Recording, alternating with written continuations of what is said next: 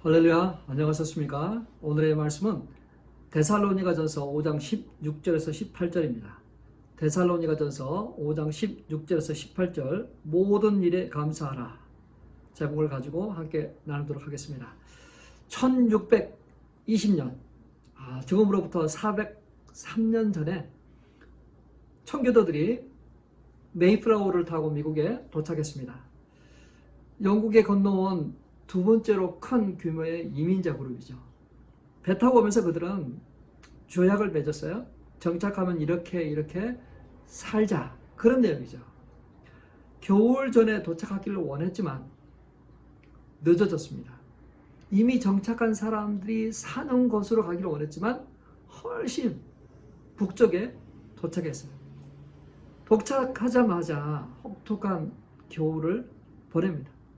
그때 약 반절의 사람들이 굶어 죽거나 병들어 죽었습니다.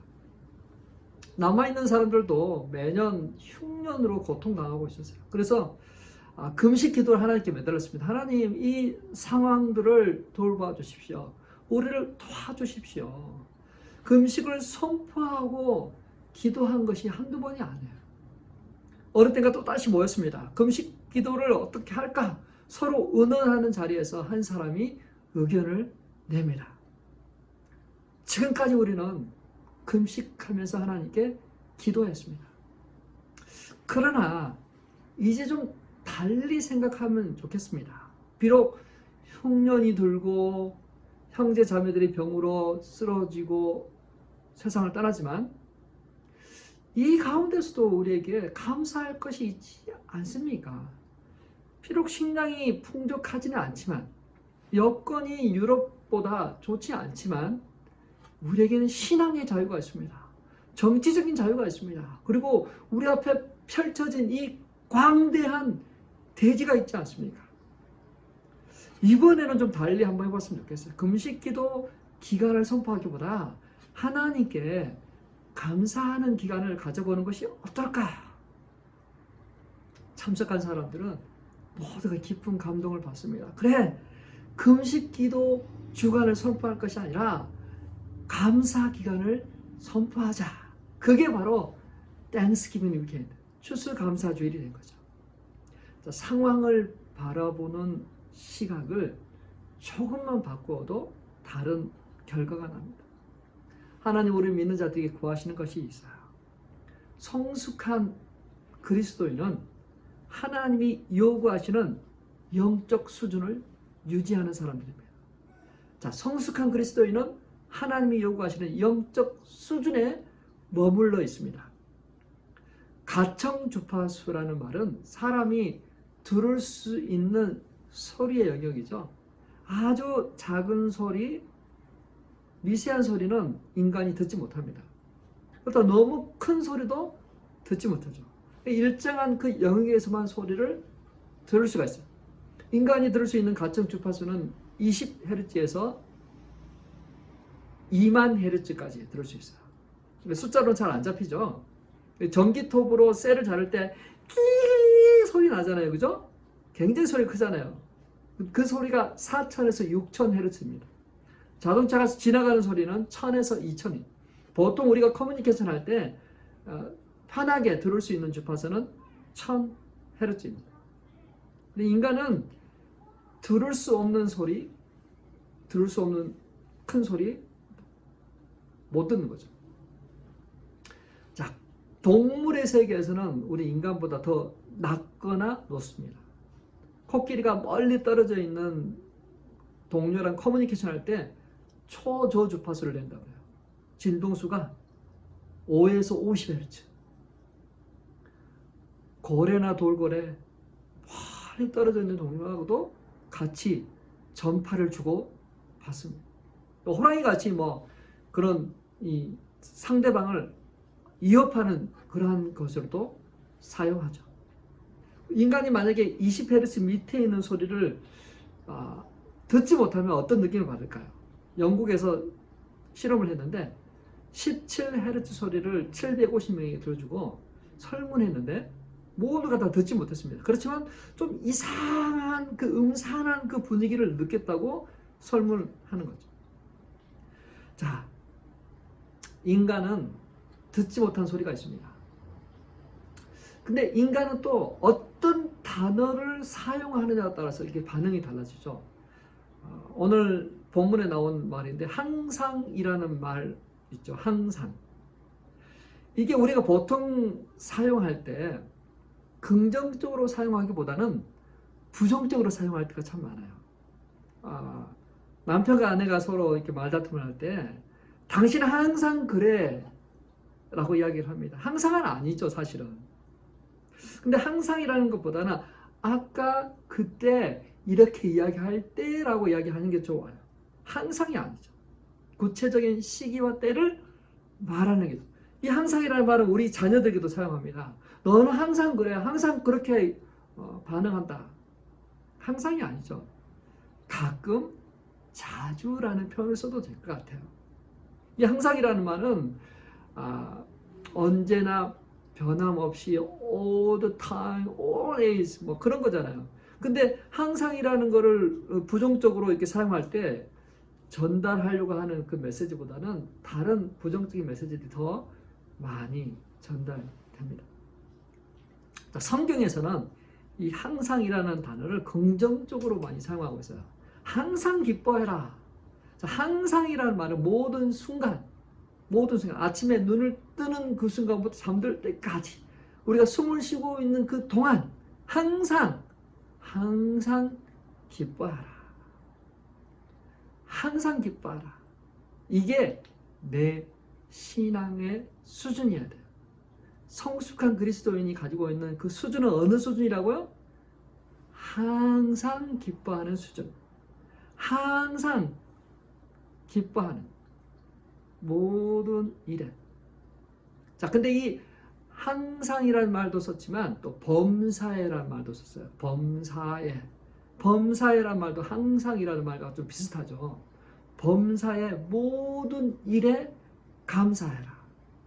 이래도 감사, 저래도 감사, 또 감사, 그럼에도 감사, 미리 감사, 다시 감사, 작은 것에도 감사, 큰 것에도 감사, 모든 일에 감사하라.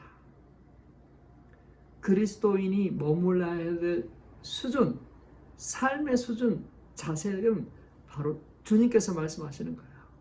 항상 기뻐하라.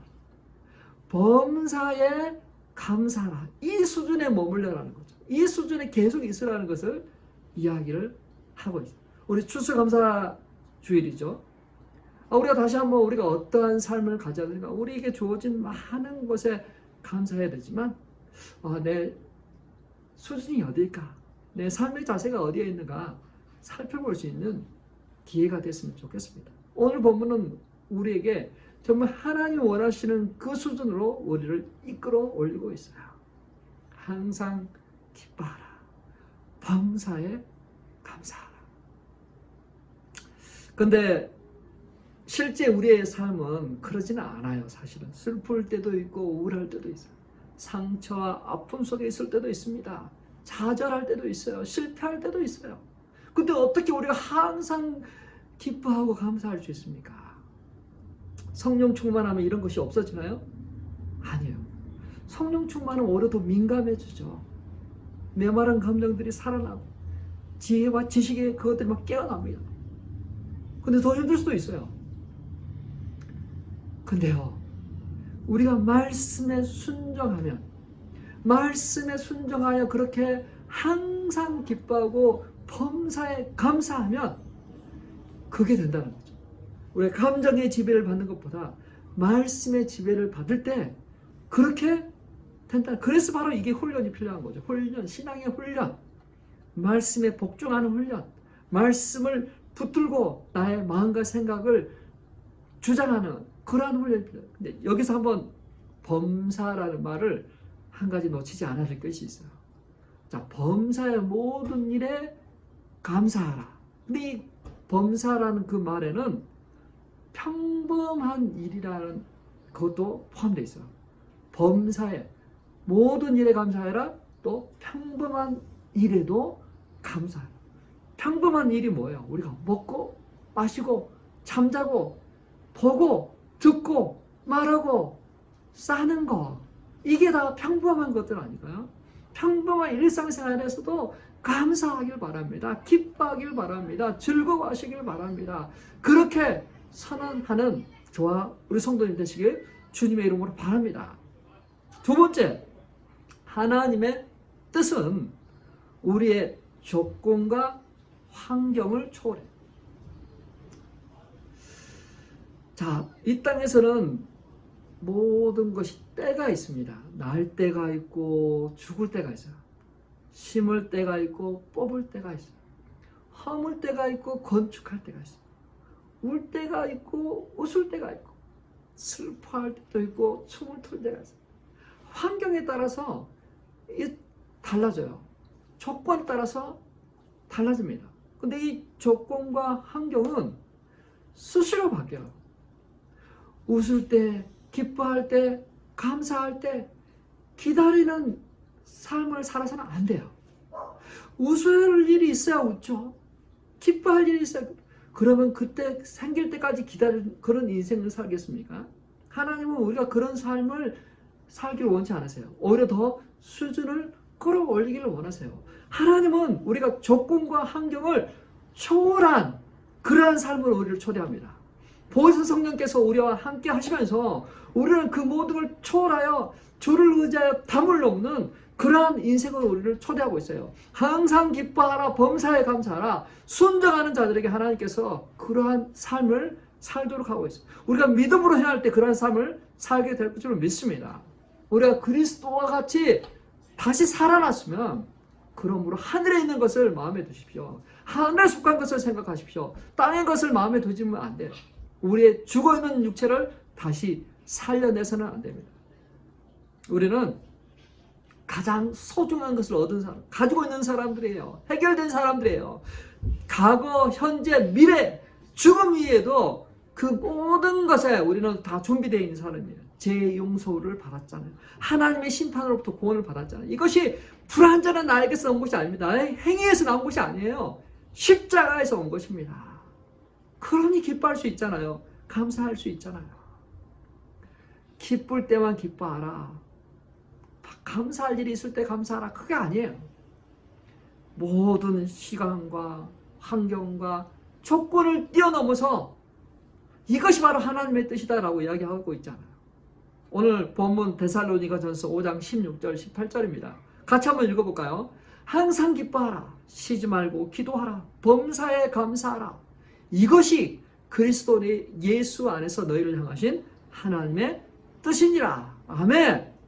조건이나 환경에 따라서 기뻐하고 감사하라는 것이 아니에요.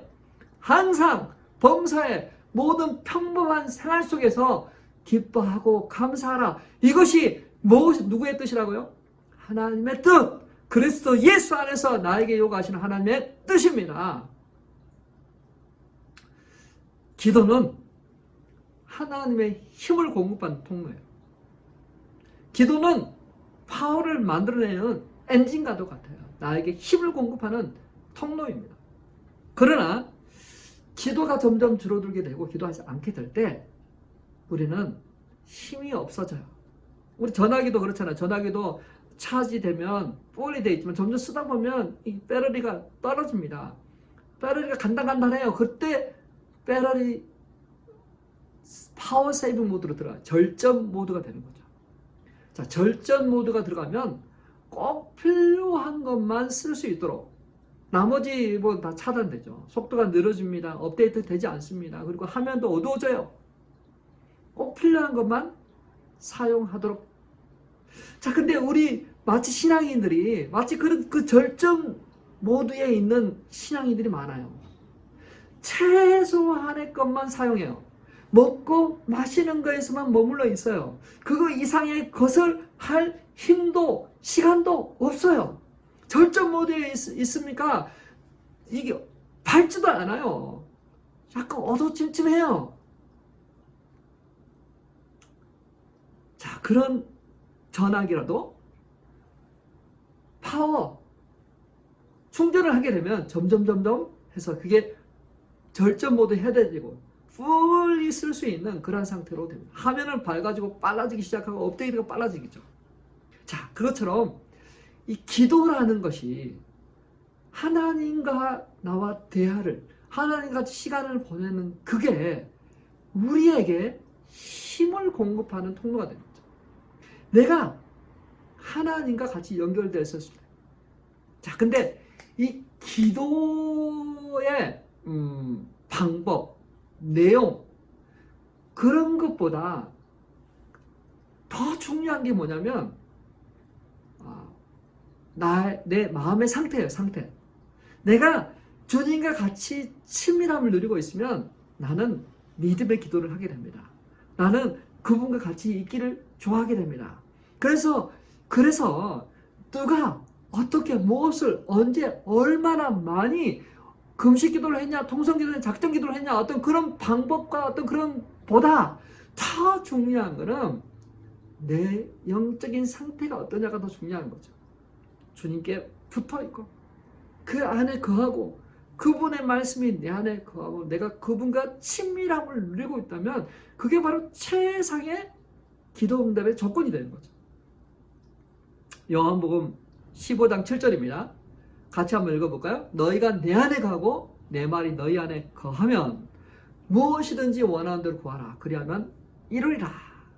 자, 너희가 내 안에 거하고 내 말이 너희 안에 거하면 이게 조건이잖아요. 내 안에 거하고 내 말이 너희 안에 거하면 무엇이든지 원하는 대로 구하라. 할렐루야.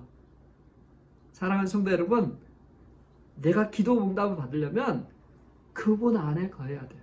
그분의 말씀이 내 안에 거해야 돼요. 그래야 기도 응답이 되는 거예요. 오늘 본문을 다시 한번 읽어볼까요? 항상 기뻐하라. 쉬지 말고 기도하라. 범사에 감사하라. 이것이 그리스도 예수 안에서 너희를 향하신 하나님의 뜻이니라. 자, 쉬지 말고 기도하시길 바랍니다. 쉬지 말고 기도하는 것은 무엇이에요? 우리 일상생활 속에도 주여 기도하는 거죠.